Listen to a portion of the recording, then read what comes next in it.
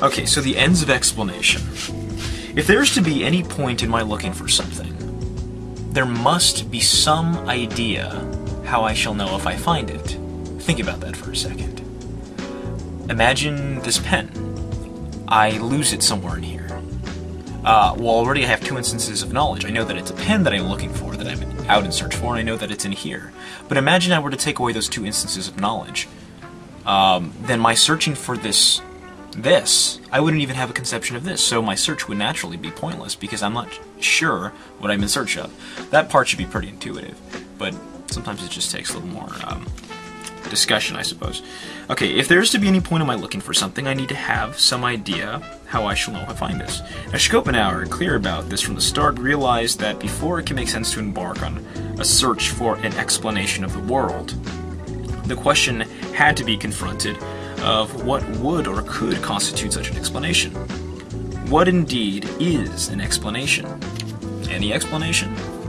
An attempt to answer that question is the natural starting point of his inquiry, and such the subject of his first book.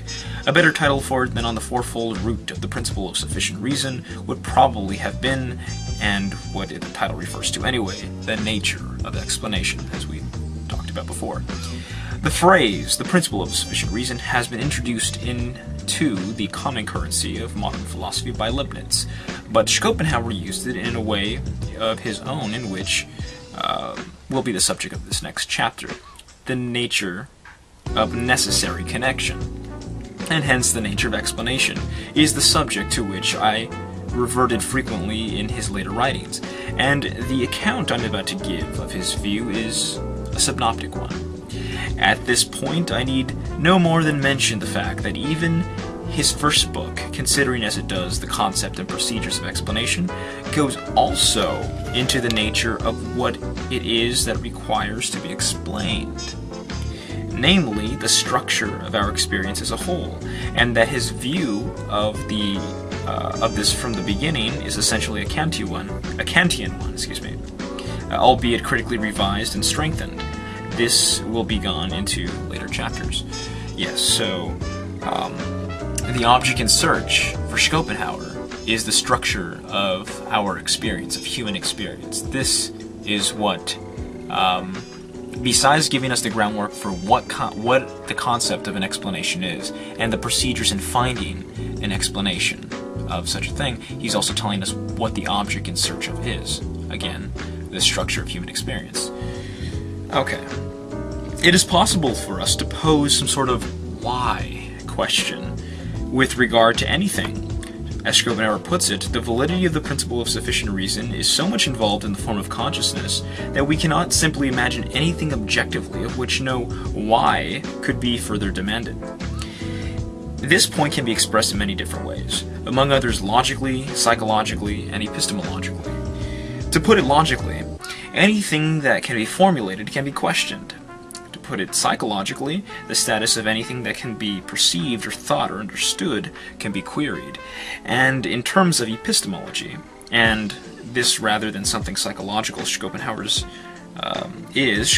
point about the form of consciousness, it is a necessary precondition of our being in anything that can be called a world at all, that whenever the elements in our experience may be, they must have intelligible relationships with each other, or at least relationships in which intelligibility can be sought.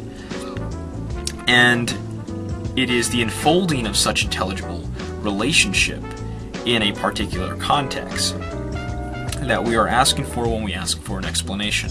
Not just any information about the object, state of affairs, or event under consideration, but for such as will account for its being as it is. Why is it that way? We want to be told enough for whatever it is that requires explanation to be seen to follow. In short, we want a sufficient reason. Okay. However, the request for a sufficient reason raises a new and fundamental question. What is it for something to be a sufficient reason for something else? What counts as a sufficient reason for what? Since Schopenhauer, there have been philosophers who believed that the central core of philosophy must be contained in the answer to that question, since it would indeed give us the prescribed forms of all intelligibility. Schopenhauer says that his own answers constitutes the substructure for the whole of his system. So he's not taking the side of all other philosophers, like, for instance, Ayer, I forget his first name. He thought that the whole of philosophy, the core of it, was exactly this, and could be phrased in the proposition P supports Q. However, Schopenhauer, taking a bit of a different approach, finds it important, but not the core, so much as it is, as Brian Magee says, the substructure of his systematic philosophy.